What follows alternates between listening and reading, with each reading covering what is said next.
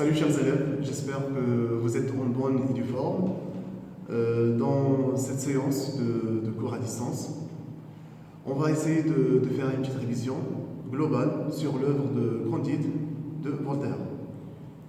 Alors, on va essayer de voir à la fois la biographie de l'auteur, qui est Voltaire, quel est son apport au savoir universel. On va essayer de voir également les étapes du personnage de Candide, les cheminements, à la fois expérimental et philosophique. On va essayer de voir également la symbolité des personnages, parce que, comme on a déjà vu, chaque personnage renvoie soit à une discipline, soit à un courant littéraire, soit à un concept, et ainsi de suite.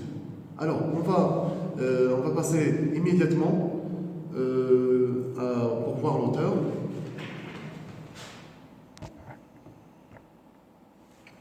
Alors, l'auteur c'est François-Marie Arouet, dit Voltaire. Alors, Voltaire, c'est un philosophe du XVIIIe siècle. On peut dire que c'est parmi les grands philosophes qui ont marqué le XVIIIe siècle. Alors, c'est un homme de lettres et philosophe français, l'auteur d'essais et de contes philosophiques qui témoignent de son souci de vérité, de justice et de tolérance. Alors justement, c'est un philosophe qui a milité toute sa vie contre l'obscurantisme, contre le fanatisme religieux, contre les bêtises humaines. On peut dire que c'est un éclairé qui a essayé d'éclairer le monde autour de lui à cette époque. Et il continue de nous éclairer jusqu'à présent. Au-delà du procès de l'intolérance, du fanatisme, de la mauvaise foi ou de la superstition, Candide est aussi une défense du pragmatisme présenté comme une forme de lucidité et de sagesse. Alors voilà un autre aspect très important. Candide est aussi une sorte de pragmatisme, un réalisme avant le titre, si on ose dire. Il a critiqué bien sûr la philosophie de Leibniz, on va la voir bien sûr par la suite, comment il a critiqué cette philosophie et pourquoi il l'a critiquée. Alors, il est adepte d'une philosophie plus pratique que métaphysique, défenseur d'une civilisation du progrès. Il n'a cessé de lutter pour la liberté, la tolérance et la justice. Bien sûr, il est connu pour cela. Concernant le siècle des Lumières, on l'a déjà vu bien sûr. Voilà une image des grands philosophes qui ont marqué ce siècle. Nous avons Voltaire, Diderot, d'Alembert, il y a aussi Montesquieu, Jean-Jacques Rousseau et la liste est pleine. Le siècle des Lumières, période de l'histoire de la culture européenne, correspondant au XVIIIe siècle. Le siècle des Lumières est marqué par le rationalisme philosophique et l'exaltation des sciences, ainsi que par la critique de l'ordre social et de la hiérarchie religieuse. La plus importante des hypothèses et espérances communes aux philosophes et intellectuels des Lumières, et incontestablement la foi inébranlable dans le pouvoir de la raison humaine. Alors, on peut résumer tout ce paragraphe, ce résumé, sur l'exaltation de la raison. C'est la raison qui compte. Ce n'est ni les passions, ni le pouvoir religieux. Pour ces philosophes-là, ces gens-là revendiquent haut et fort la liberté, la tolérance et la conscience, le libre choix. Ils affirment que l'éducation a le pouvoir de rendre les hommes meilleurs et même d'améliorer la nature humaine. S'ils voient dans l'Église la principale force qui a tenu l'esprit humain dans l'esclavage par le passé, la plupart des penseurs des Lumières ne renoncent pas complètement à la religion. Le siècle des Lumières aboutit à la Révolution française de 1789. Alors, je crois que tout est dit, tout est clair. Le XVIIIe siècle, historiquement, ça commence avec la mort de Louis XIV en 1715 jusqu'à 1789, à savoir la mort de Louis XIV et la Révolution française.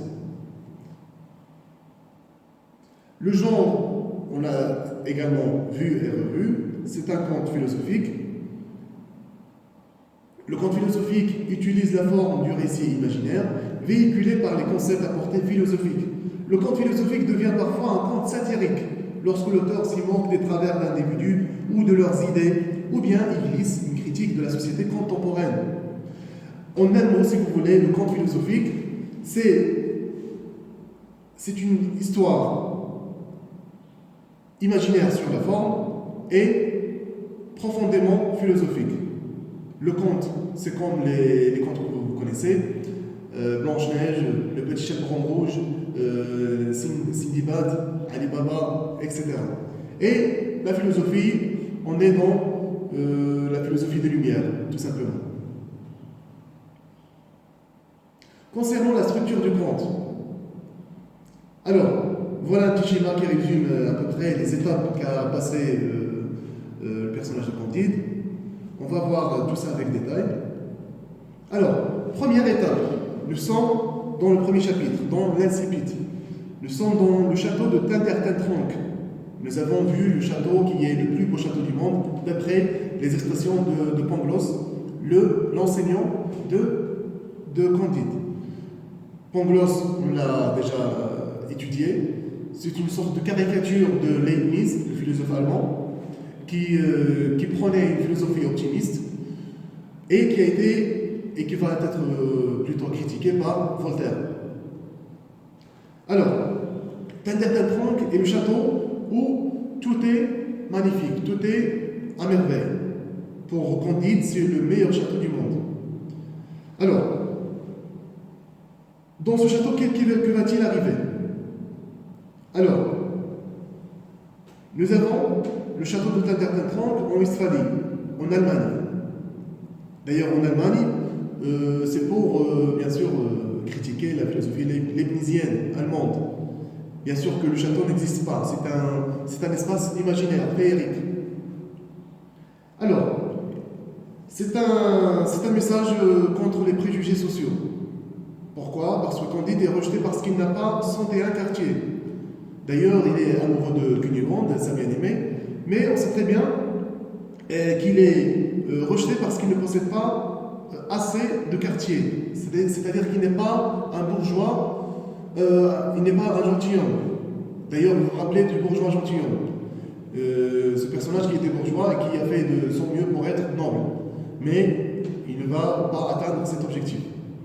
C'est le cas en quelque sorte de Candide, qui a de l'argent mais qui n'a pas assez d'argent, qui va lui permettre d'épouser la belle Cunégonde. Il est chassé du paradis terrestre où il croyait que tout est pour le mieux dans le meilleur des mondes, comme le lui a enseigné Pangloss, comme on a déjà dit. Mais il faut savoir aussi que, bien sûr, vous avez l'image à droite, vous avez le baron qui chasse Candide du pied en dehors du château, et nous avons la belle Cunégonde qui s'est évanouie par terre.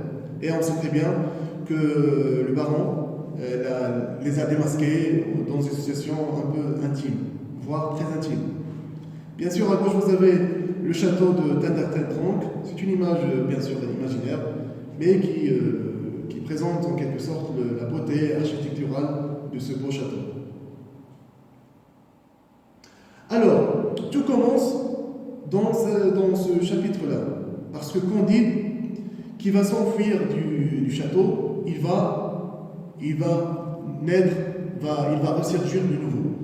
Il va découvrir les atrocités du monde, tous les maux qui existent, contrairement à ce que Pangloss lui a enseigné. Alors, il va découvrir toutes les atrocités de la guerre, du fanatisme religieux et tout ce que l'homme a pu faire de mal. Alors, il va voyager vers la Hollande. Alors, dans la Hollande, il va assister à un véritable massacre lourd en vie humaine. Il assistait également à un spectacle horrible, pris de panique. Il se cache et fuit l'armée. Il va découvrir ainsi l'ampleur de l'atrocité du massacre des populations civiles, sans aucune défense. Voltaire ici dénonce ces massacres, ces supposés héros qui n'ont aucune justification pour expliquer l'atrocité de leurs actes, ou soi-disant leur boucherie héroïque. Candide, en quelque sorte, se dirige ensuite vers la Hollande, mais il découvre aussi le fanatisme hypocrite d'un prédicateur qui refuse de l'aider parce qu'il dit ignorer que le pape est l'antéchrist. Cependant, un abbatiiste nommé Jacques le recueille, lui donne à manger et lui offre un travail dans ses manufactures le lendemain. Candide fait la rencontre d'un gueux dont l'état physique est délabré. Alors, vous vous rappelez de l'hypocrisie des prêtres à l'époque. Un prêtre qui enseignait tout ce qui a un rapport avec l'aumône, avec tout ce qui a un rapport avec le don, mais en réalité, ce prêtre ne va pas appliquer ce qu'il dit. C'est pour cette raison qu'on l'a nommé un hypocrite. Et c'est qui va le subventionner? C'est Jacques l'Anabaptiste. C'est un non-religieux. Mais le message que veut faire passer Voltaire, c'est que l'humanité n'a pas de religion, n'a pas de courant, n'a pas d'idéologie. Ce qui compte, c'est l'humanisme. Alors, justement, Candide découvre la petite vérole, la syphilis, venant essentiellement de l'absence d'hygiène et de l'excès d'activité sexuelle. C'est aussi une critique de l'absence de propriété physique et morale.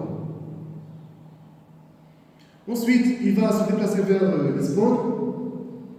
Alors, Lisbonne, c'est le moment du désastre, du tremblement de terre. On va découvrir que Candide assiste encore une fois à une nouvelle atrocité. Une tempête se déchaîne au large de Lisbonne et détruit complètement le navire de Jacques. Candide, Pangloss et un matelot sont les seuls à escaper du naufrage. Le bon Anabaptiste a péri en essayant de sauver le matelot ingrat. En arrivant à Lisbonne, Candide et Pangloss assistent à un terrible tremblement de terre. 30 000 habitants de tout âge et de tout sexe sont écrasés sous les ruines. Les deux hommes ont participé le lendemain aux opérations de sauvetage. Pangloss ne cesse de répéter que tout est bien. Il engage une discussion avec un petit homme noir, officier de l'Inquisition, sur le péché originel, la liberté et le déterminisme. Pangloss est arrêté pour avoir professé de paroles subversives. Il est considéré bien sûr comme un apostat par l'Église catholique, parce qu'il est interdit d'avoir une opinion, surtout contre la religion. Ensuite, il va se déplacer, bien sûr, nous sommes dans l'étape 4, c'est une revendication contre la superstition et la cruauté religieuse. Un autodafé est organisé à Lisbonne en raison du tremblement de terre, l'Inquisition et la dépravation du grand inquisiteur. Bien sûr, nous sommes dans les procès inquisitionnels de l'Église catholique et qui vont être dépassés par ces philosophes des Lumières, par la critique et par la rationalité et par la sagesse. Et voilà quelques images qui en témoignent. Vous avez des gens qui sont étranglés, des gens qui sont brûlés uniquement parce qu'ils ont dit des opinions face à l'Église catholique. Ensuite, il va vers le Paraguay, où se trouve une petite ville qui s'appelle l'Eldorado. L'Eldorado, on l'a déjà expliqué, c'est une sorte de paradis terrestre. C'est un espace utopique qui nous rappelle la cité idéale de Platon, le grand philosophe grec antique. Ça nous rappelle aussi l'utopie de Thomas More. Bien sûr, Voltaire était un grand lecteur de ces grands philosophes et écrivains. Bien sûr, dans cet espace utopique, il va trouver toutes les jolies filles, l'or qui se trouve par terre, en un mot, c'est une sorte de paradis terrestre. Ensuite, il va se diriger vers Suriname, où il va trouver un nègre qui attend toujours son maître.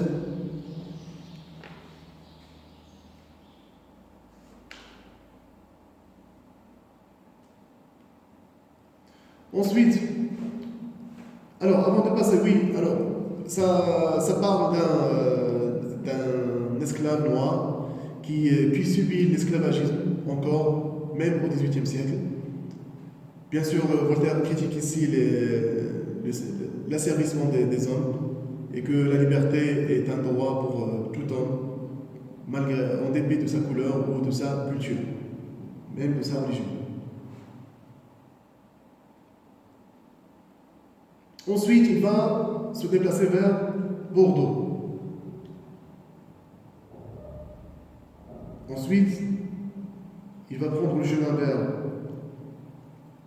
vers Paris. Et ensuite, vers Portsmouth, il va bien sûr s'éclaircir, il va devenir mûr. Et il va, à chaque fois, il va remettre en cause la philosophie de Leibniz. Il va se déplacer vers Venise. Vous connaissez Venise, la ville remplie d'eau qui se trouve en Italie.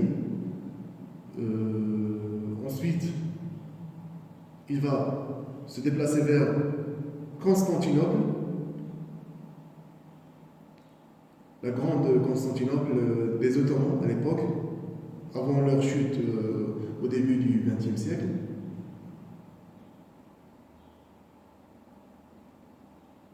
Bien sûr, dans cette étape-là, il va découvrir un paysan qui va lui enseigner plein de choses que même son philosophe et son enseignant Pangloss n'en va pas faire. Il va s'apercevoir qu'il faut cultiver notre jardin. Contre l'inaction, faut-il mieux avoir subi des misères ou bien rester ici à ne rien faire? Les convulsions de l'inquiétude sont causées par l'inaction. Alors justement, l'inaction, c'est quelqu'un qui est sédentaire, qui ne bouge pas, qui ne fait pas d'efforts, qui ne fait pas le nécessaire pour s'en sortir, pour avancer dans sa vie. Nous avons ici, bien sûr, dans cette étape de Constantinople, dans le pays des Ottomans, il va découvrir un derviche qui ne s'occupe que de ce qui le regarde. Ainsi, il évite 3 grands maux. C'est quoi ces grands maux? C'est l'ennui, le vice et le besoin. Alors, c'est ça, en quelque sorte, qui est le plus important pour le grand Voltaire. C'est-à-dire qu'il faut dépasser l'ennui, le vice et le besoin. Et comment le faire? C'est par le travail. C'est-à-dire que chacun doit travailler, doit bouger, doit poser des questions, doit critiquer, doit avoir une conscience purement critique. Parce que de cette manière-là, qu'on peut bien sûr avancer et construire un citoyen capable de penser lui-même contre parfois le dogmatisme. Parce que, si vous vous rappelez du chapitre 1, concernant le château de Standertentrank, cette sortie, c'est aussi une sorte de sortie du dogmatisme. Parce que si on reste fixé dans un lieu, on est dogmatique, forcément. Parce qu'on n'a pas la possibilité de voir l'autre, de découvrir l'autre, de communiquer avec cet autre qui fait, bien sûr, qui fait notre existence. Alors, dès que Candide est sorti du château, il est sorti du dogmatisme. Et il a pu, bien sûr, découvrir ce qu'il a pu découvrir. Et il est devenu un homme capable de mener sa vie d'une façon indépendante, loin de tout enchaînement ou dépendance de tout ce qui l'entoure. Merci de votre attention et on va suivre dans le même cheminement et on va essayer de voir plusieurs leçons par la suite. Bien à vous et bonne journée.